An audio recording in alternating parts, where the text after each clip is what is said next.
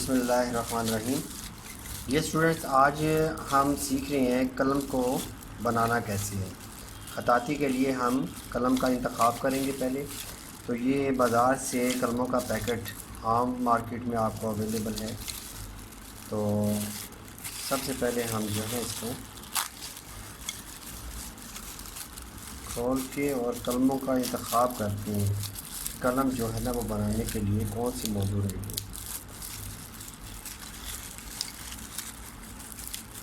ये मुख्तलिफ़ साइज़ की पतली मोटी ये कलमें इसके अंदर होती हैं। लेकिन ये है कि ये आम मार्केट में जो कलमें मिलती हैं शीशे की दुकानों से, इनमें बामुश्किल थोड़ी सी निकलती हैं जो कि बनाने के काबिल होती हैं। तो पहले सिलेक्शन का हम देखते हैं कि इसमें हमें सिलेक्शन करनी है कलमों की, तो वो क्या होनी चाहिए, कैसी कलम होनी चाहिए। एक तो बात याद ये रखें कि ये जहाँ से हमने कलम को बनाना है, ठीक है, तो यहाँ पे ये देखें ये गिरा है, तो ऐसी कलम का इंतखाब नहीं करना। और दूसरा, ये कलम बिल्कुल स्ट्रेट सीधी होनी चाहिए। अभी ये बिल्कुल सीधी भी नहीं है और इसकी यहाँ पे भी गिरा है और आगे भी गिरा है। इसको हम साइड में कर देते हैं। फिर ये कलम है, ये कलम हम इस्तेमाल कर सकते हैं। ये देखिए बिल्कुल सीधी है और इसके ना आगे गिरा है और ना किसी जगह पे भी। ये कलम हम मुंतखब कर सकते हैं। इसका भी इंतखाब कर लिया। फिर ये कलम भी अच्छी है। और देखें कि कलम की ये जो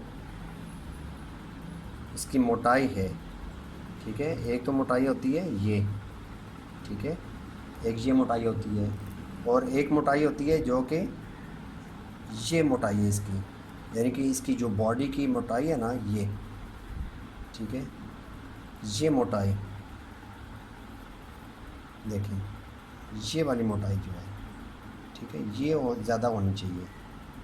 ये अगर बहुत पतली है तो इसका मतलब है कि वो कलम ठीक नहीं है, यानी कि कमज़ोर कलम है। और अगर ये मोटी है तो फिर बनाने में भी आसानी होगी, उसका कट भी अच्छा बनेगा और मज़बूत भी होगी। तो ये कलम भी बहुत अच्छी है।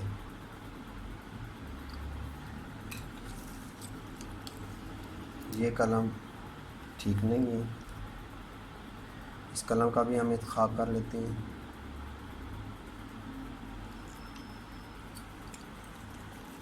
अब इसमें देखते हैं, ये कलम देखें कि इसकी बॉडी ये बहुत पतली है, तो ये मज़बूत कलम नहीं है।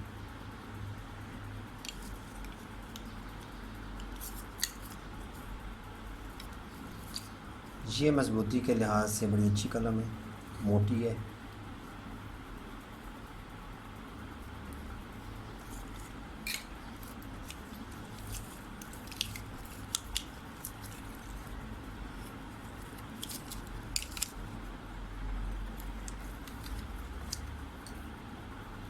अब देखिए इतने सारे पैकेट के अंदर इतनी कलमें जो इसके अंदर मौजूद थी, उनमें ये सारी बाकी कलमें बेकार हैं। ये जितनी मेरे हाथ में ये सारी बेकार हैं। तो ये कलमें भी आपने एकदम फेंकनी नहीं है। सिर्फ कलम बनाने का जो तरीका है वो मैं आपको सिखाऊंगा। तो ये कलमें जो आपके पास एक्स्ट्रा होंगी, ठीक है, जो नकारा हैं, तो इनकी पे आप प्रैक्टिस कर सकते हैं। इनको बनाने का जो तरीका है उसकी प्रैक्टिस कर सकते हैं। इनको फेंकने की ज़रूरत नहीं है, ठीक है। इनको हम साइड पे करते हैं। अब जो कलमें हमने मुंतखब की हैं उनको मैं निकालता हूँ। ये कलमें हैं जो कि हमने इतने पैकेट के अंदर निकाली हैं, जिनको हम बना सकते हैं। अब कलम का इंतखाब जो ख़ताती स्टार्ट करने के लिए इस्तेमाल करते हैं, ठीक है, एक तो प्रोफेशनल ख़तात हैं और एक ऐसे स्टूडेंट्स हैं कि जिन्होंने कभी कलम को पकड़ा ही नहीं है और कलम को इस्तेमाल ही नहीं किया। तो मेरा जो टारगेट है वो ऐसे स्टूडेंट्स हैं कि जिन्होंने कभी भी कलम को इस्तेमाल नहीं किया, ना ही उसको बनाया है और ना ही उसको इस्तेमाल का जानती हैं। तो अब यह है कि कलम आपने कितने साइज़ की लेनी है, यानी कि मोटाई में वो कितने साइज़ की हो।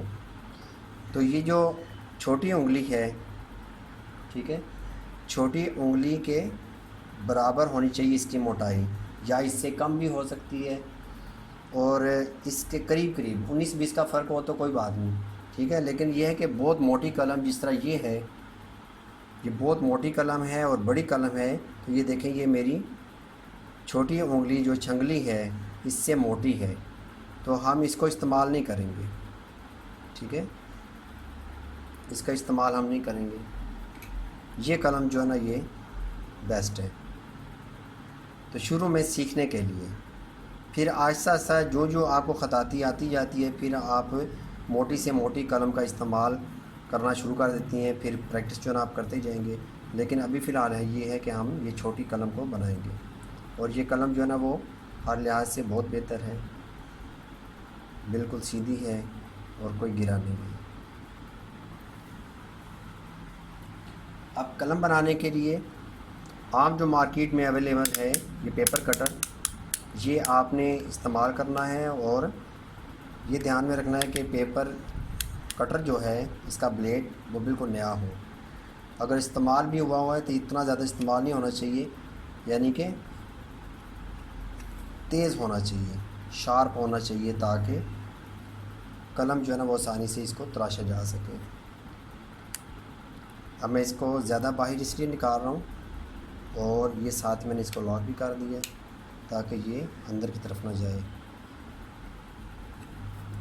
अब कलम को बनाने के लिए आपने इसको पकड़ना कैसे है, देखें चारों उंगलियां जो है मेरी नीचे वाली 1 2 3 4, ये चारों उंगलियां इनके साथ मैंने इसको पकड़ लिया है, ठीक है, ये, और अंगूठा ऊपर।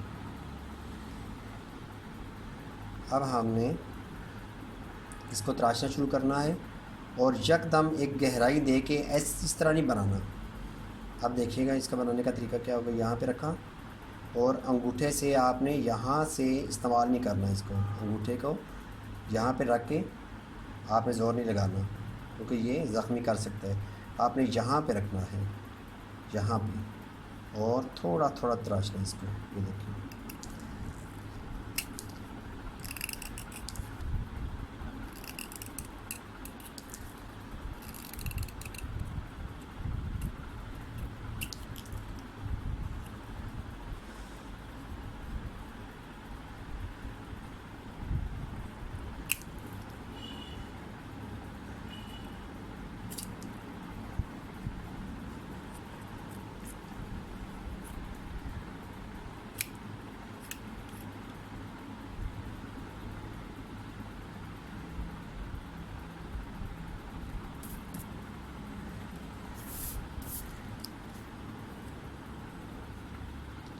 अच्छा, अब कत इसका लगाना है हमने, पहले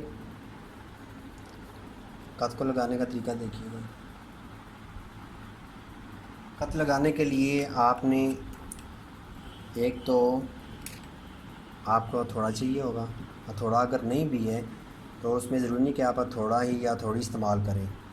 आप कोई भी ऐसी चीज़ के जिसके साथ आप ज़रब लगा सकें, ठीक है, तो वो आप इस्तेमाल कर सकती हैं। अब कलम को आपने उल्टा रखना है इसके ऊपर, ठीक है, इस तरीके से, इस तरह रख के कत को नहीं लगाना, इस तरह रखना आपने। और याद रखना है कि जहाँ पे आप रख रहे हैं कलम को, तो ये ऊपर नीचे नहीं होना चाहिए। ये देखें, ये गैप है, आप ऐसी जगह पे रखेंगे कि जहाँ पे ये बिल्कुल प्रेस होके साथ लगे, ठीक है। ये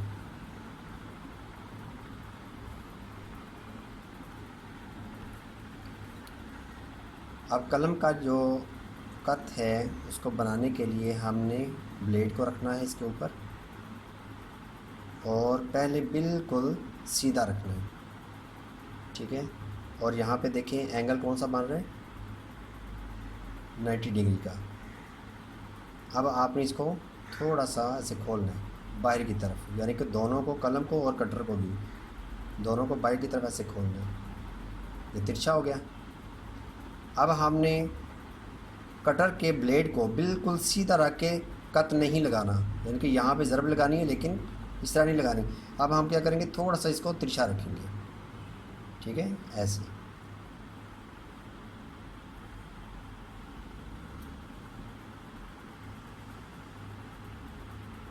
और कोशिश करें कि एक ही ज़रब के साथ ये कट लग जाए।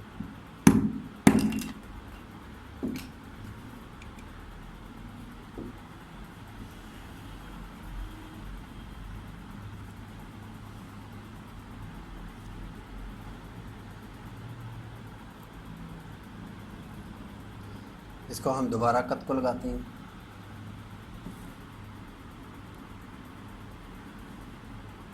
क्योंकि ये कम तिरछा हुआ है, इसको थोड़ा ज़्यादा तिरछा करना है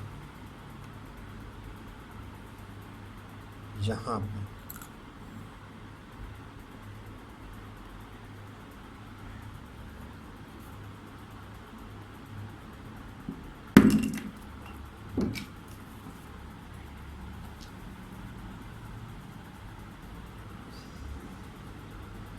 अब देखिए हमने कट लगाया है और इधर से बिल्कुल फ्लैट है, ठीक है, और दूसरी साइड से देखें तो ये गोलाई में है। तो हमने पीछे से भी थोड़ा सा इसको तराशना है, देखें ज़रा, एक साइड से फ्लैट है लेकिन बिल्कुल प्लेन है, और दूसरी साइड से इसकी पीछे से गोलाई है, ये देखिए। अभी हम पीछे से भी इसको थोड़ा सा तराश के तो इसको फ्लैट करेंगे, बिल्कुल प्लेन करेंगे। आप प्लेन क्यों करेंगे, इसकी एक तो ये ध्यान रखना है आपने, इसकी जो दोनों नोकें हैं, ठीक है, उनको नुकसान नहीं पहुंचना चाहिए। पीछे से फ्लैट करना है लेकिन इसकी नोकें बचानी है।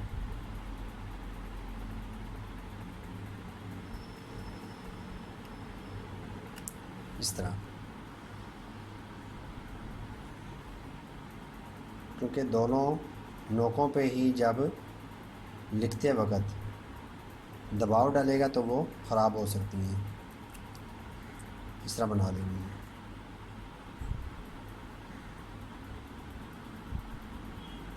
ये तकरीबन बिल्कुल फ्लैट हो गई है दोनों साइडों से।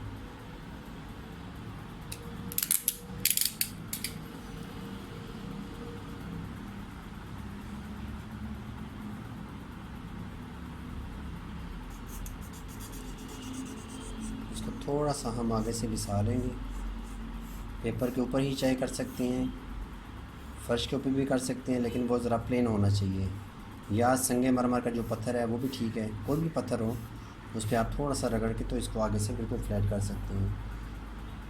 जो हल्के हल्के इसके आगे होते हैं ना, दंदाने से होते हैं या रेशे जो होते हैं, वो क्लियर होने चाहिए। ये हमारी कलम अभी लिखने के काबिल है।